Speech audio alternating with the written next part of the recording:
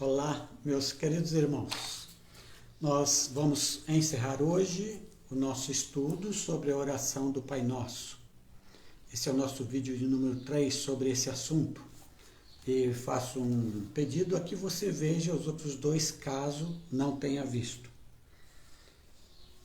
A terceira parte da oração do Pai Nosso está no verso 13 do capítulo 6 de Mateus, que diz assim: E não nos deixes entrar em tentação, mas livra-nos do mal. E, entre parênteses, nessa minha tradução está: porque teu é o reino e o poder e a glória para sempre. Amém. Na terceira parte dessa oração, Jesus pede a Deus que Ele não nos deixe nos envolver com o mal, com a maldade. A questão aqui é a relação entre nós e o nosso próximo, mas em relação às nossas maldades. Quando ele disse aqui no versículo 12 anterior, perdoa as nossas dívidas, assim como temos perdoado aos nossos devedores, isso significa que as pessoas entre si cometem pecados uma contra as outras. As pessoas falham umas em relação às outras. Por isso o perdão é necessário. E o perdão é dado com base no perdão que Deus nos deu. Ora, se eu tenho de exercitar o meu perdão contra o outro, é porque algum mal a outra pessoa me fez. Não se perdoa quando alguém faz um bem para você. Só se perdoa quando há um mal. Então, existe nas relações entre as pessoas, segundo Jesus, maldade. Essa maldade, ela tem uma solução se chama perdão. Essa é a solução que Jesus nos propõe. Perdão quando houver a maldade. Claro que tem de haver também o reconhecimento da maldade, o fato de que eu me arrependo e de que eu peço perdão para aquele a quem eu ofendi. E se eu sou ofendido, o fato de que eu perdoo. Mas toda a situação indica que existe também maldade nas relações entre os seres humanos. É sobre isso que ele fala agora. Então, na vida humana, não só tem coisa boa, bondade, tudo bem, todo mundo se trata bem. Nas relações humanas, o mal está presente. A maldade está presente. Qual é, então, o teor desta oração de Jesus? São duas frases. Primeiro, não nos deixeis entrar na tentação. Então, o que é tentação? Tentação é aquela proposta interior que eu tenho para fazer o mal, para praticar alguma coisa que eu sei que é errada, para fazer aquilo que desagrada a Deus, para cometer um pecado. É uma proposta. Não é o pecado ainda. Por que não é o pecado ainda? Porque eu tenho a oportunidade na tentação de dizer não. Não vou fazer isso. Não vou pecar. Não quero errar com aquela pessoa. Não quero. Então, eu tenho a condição de vencer a tentação. Agora, eu também posso aceitar a proposta da tentação. Não, estou pensando em fazer aquele mal, vou fazer mesmo. Eu posso e posso pecar. Então, a tentação é um estágio antes do pecado, mas a tentação em si não é pecado. Algumas pessoas que se sentem tentadas ficam muito aflitas, com um sentimento de culpa muito grande, porque tem tentações. Não, a tentação ainda não é o pecado. É claro que se você tem pensamentos maus e você começa a trabalhar esses pensamentos maus, como é que eu vou fazer tal coisa? Claro que aí você já peca no pensamento, porque você já acolheu a tentação. Você já aceitou a tentação. É como disse uma pessoa que eu li certa vez nessa diferença entre tentação e pecado. Você não pode impedir que em determinado momento um passarinho pouse na sua cabeça. Mas você pode impedir que ele faça um ninho. Então, essa é a diferença. Que você tenha pensamentos de maldade, de coisas erradas, de fazer o que não é certo, que você tenha esse tipo de pensamentos, é a tentação, ainda não é o pecado. Se você acolher esse tipo de pensamento, aí se torna pecado, primeiro de pensamento, depois de ato, caso você faça. Jesus, portanto, está pedindo, não nos deixes, Pai, peça ao Pai, não nos deixes cair em tentação. As tentações de cada um de nós são gigantes para nós. Eu, às vezes, olho a tentação do outro e digo, por que ele não vence isso? É tão fácil. Bom, é fácil para você aquela tentação, mas quem disse que para o outro é fácil? Então, quando olhamos para as nossas tentações, aí elas são gigantes, aí elas são fortes, aí elas têm uma força muito grande. E aí a gente costuma se defender. Não, mas eu fiz por causa disso, por causa daquilo. Quer dizer, não assumindo a culpa, tantas vezes, quando cai em tentação e comete o pecado. Portanto, nada de ficar julgando as tentações dos outros. Julgue as suas. É isso que você deve fazer. E o que é que Jesus nos pede? Que o Pai não nos deixe cair em tentação, entrar na tentação, aceitar a tentação. O que é que significa isso na oração? Significa que Jesus está pedindo ao Pai, está nos ensinando a pedir ao Pai, que o Pai nos fortaleça. Porque veja bem, não é o Pai que vai, a cada tentação minha, colocar uma barreira. De tal forma que, mesmo eu querendo, eu não cometa pecado. O Pai não vai fazer isso nunca. Nunca. Não vai ficar colocando barreiras. O que o Pai vai fazer? Portanto, esse é o teor dessa oração. O Pai vai fazer com que você se fortaleça no seu interior, com que você crie valores, com que você crie dentro de você disposição. Para quê? Para não fazer o mal, para não prejudicar ninguém, para não pecar contra Deus. É isso que o Pai vai trabalhar em você, e é esse o teor da oração. Não nas coisas externas, para evitar que você peque. Não, é no seu interior. É no seu interior. Por isso, quando ele diz, não nos deixeis entrar, ele está querendo dizer, assim, que o nosso interior seja tão forte que quando a tentação vier, a gente resista. É isso. Então, não é um pedido do externo, é um pedido do meu interior. Senhor, me dê forças, me fortaleça para que eu não entre na tentação. Agora, é plural, não nos deixeis entrar em tentação. O que é que isso significa? Preste atenção no que eu vou dizer.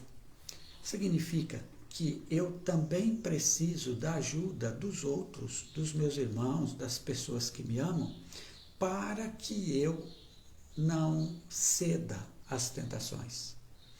Então, aquela conversa que me orienta, aqueles atos que me ajudam a fazer o que é certo, fazer o que é bem, aquelas mensagens que me auxiliam a ter mais força interior para dizer não para o pecado, para o mal. Essas coisas são muito importantes para mim, muito importantes. Eu preciso da ajuda dos outros. Agora, assim como eu preciso da ajuda dos outros, eu também posso ajudar os outros. Fulano, meu amigo, não faça tal coisa, isso você está pensando, está contando para mim que você pretende fazer. Não faça, isso é errado. Olhe o problema que isso vai causar para você, para sua família, para os seus amigos. Veja a situação na qual você vai se meter. Não entra nesse caminho, não. Sabe? É um ajudar o outro a fazer o que é certo, a permanecer em integridade de vida. É um ajudando o outro. Eu preciso da ajuda dos outros, assim como eu devo ajudar os outros também, para que se fortaleçam a fim de que não cedam à maldade, para que não cedam à tentação. A segunda parte desse verso 13, ele diz, mas livrai-nos do mal, livrai-nos da maldade. Então, a primeira tem a ver com a tentação, que é o meu interior. Eu resistir às tentações, fortalecendo o interior. A segunda parte já tem a ver com eu praticar a maldade. Aí já tem a ver com os meus pecados. Aí essa segunda parte tem a ver com a prática. Ou seja, se eu aceitar a tentação, eu já entro na maldade. Mesmo que seja no meu pensamento, mas geralmente vai desembocar em ações. E em sentimentos também, ações e sentimentos.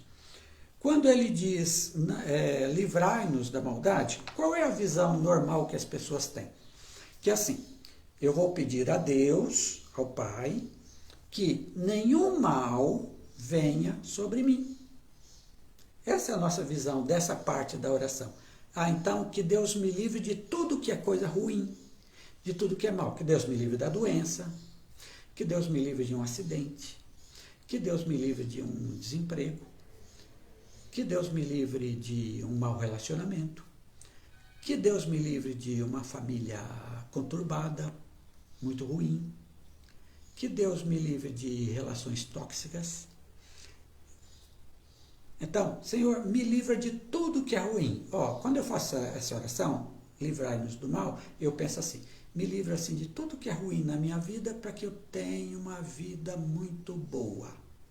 Para que eu tenha uma vida sem nenhum sobressalto, sem nenhuma ansiedade. Tudo vai correr às mil maravilhas para mim. É isso que Jesus está ensinando aqui? Não. O que é que Jesus está nos ensinando nessa segunda parte do verso 13?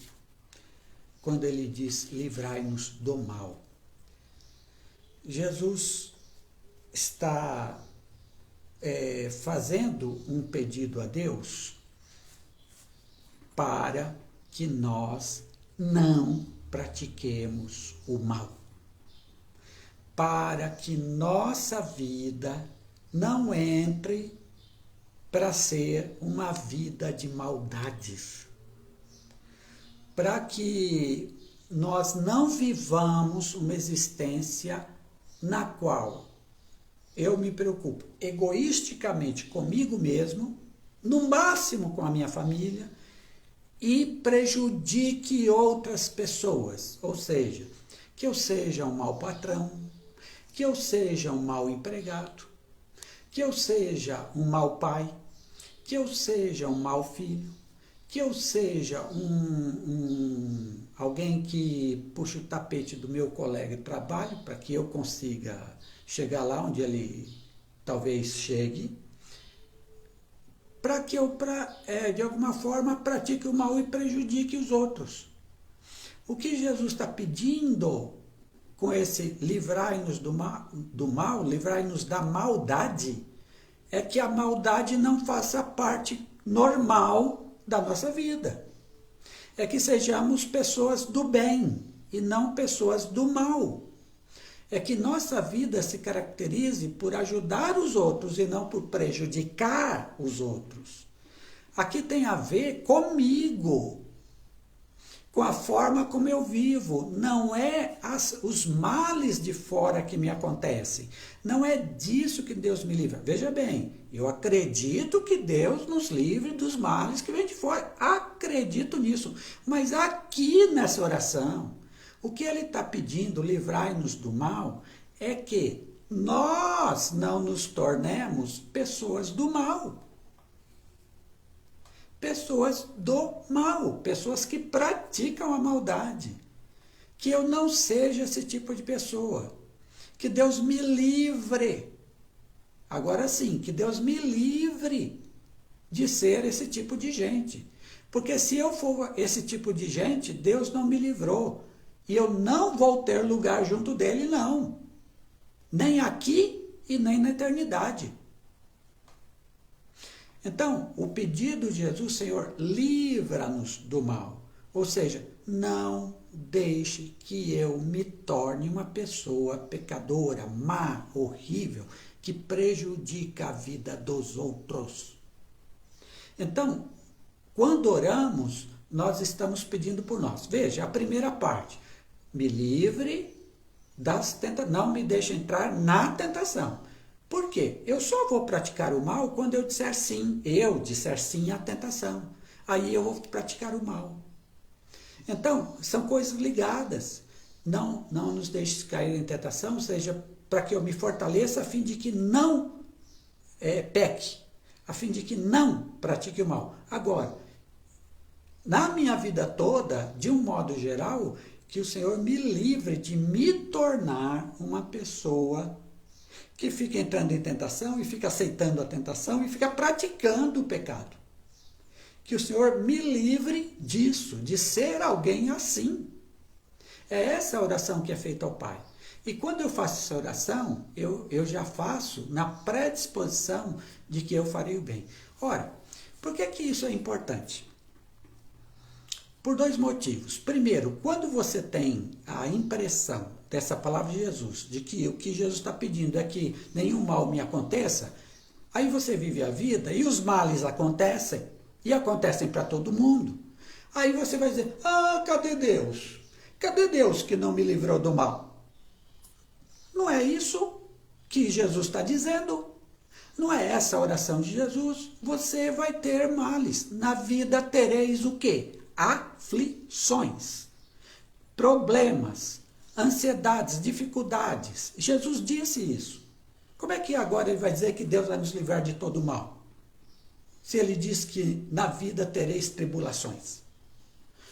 O que ele está dizendo aqui, e agora sim, se interpretamos corretamente, é que eu não me torne uma pessoa má. Qual é a implicação disso? É que quando eu tenho um pai a quem eu oro e peço que ele me livre do mal, eu estou me comprometendo com esse pai que me ama, com esse pai que me perdoa, com esse pai que gosta de mim, com esse pai que enviou Jesus para morrer por mim na cruz, para pagar os meus pecados na cruz. Foi o filho dele que pagou os meus pecados. Eu estou me comprometendo com esse pai a ser uma pessoa do bem, a fazer o bem. E desta forma, eu vou me tornando parecido com este Pai e com este Senhor Jesus. Portanto, eu faço parte deles, porque vou me tornando dia a dia parecido com eles. Nesse sentido, Deus está me livrando da maldade. Nesse sentido, Deus está sempre me livrando do mal. A oração de Jesus, preste atenção, está sempre sendo cumprida, tanto na minha vida quanto na sua. Nós que fazemos essa oração de coração. Está sempre sendo cumprida. Mas às vezes eu fico doente, sofri um acidente, aconteceu alguma coisa ruim comigo que eu não queria que acontecesse. Sim, mas essa oração está sendo cumprida. Porque você, mesmo com essas dores, continuará fugindo da prática da maldade, da prática do mal. Você vê? Está entendendo que essa oração de Jesus está sempre sendo cumprida a quem faz essa oração de coração, a quem vive de acordo com o que essa oração diz? Sempre está sendo cumprida. E isso é o importante.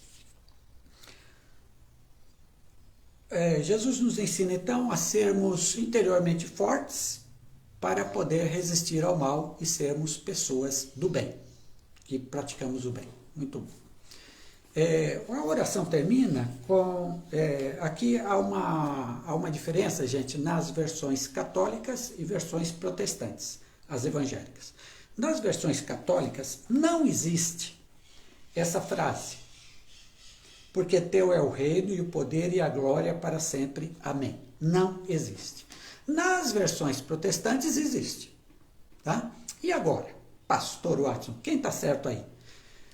Tenho que dizer que nesse aspecto, quem está certa são as versões católicas. Essa frase, porque teu é o poder, o reino e a glória, que está inserida na sua Bíblia, você que é evangélico, essa parte ela não existe nos melhores manuscritos gregos do Novo Testamento. Veja, toda a Bíblia, todo o Novo Testamento, ela se baseia em manuscritos gregos, que são cópias dos originais. Não existe mais nenhum original do Novo Testamento. Nenhuma carta que o próprio Paulo escreveu não existe mais. Nenhum evangelho escrito por aqueles 4 não existe mais. O que existem são cópias. Você sabe que toda cópia sempre vai ter o quê? Erro. Tá? Então, nas principais cópias, aquelas de maior autoridade em termos de cópias, e quem diz isso são os cientistas que trabalham nessa área, não existe essa frase final. Nas cópias mais inferiores, que são as cópias mais recentes em termos de data, existe. Então, é provável que, conforme Mateus registra, essa parte não tenha sido dito por Jesus nessa ocasião. Se você olhar a mesma oração em Lucas, não tem essa parte, porque teu é o rei, não, em Lucas já nem tem.